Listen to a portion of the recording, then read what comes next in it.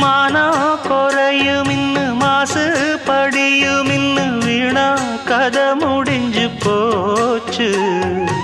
ஈசான மூலையில லேசான பள்ளி சத்தம் மாமன் பேர சொல்லி பேசுது.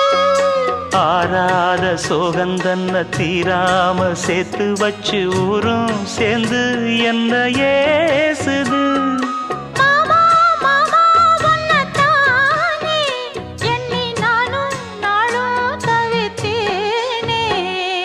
கூண்டுக்குள்ள என்ன வச்சு கூடி நின்ன ஊரை விட்டு கூண்டுக்குள்ள போனதென்ன கோலக்கிளியே.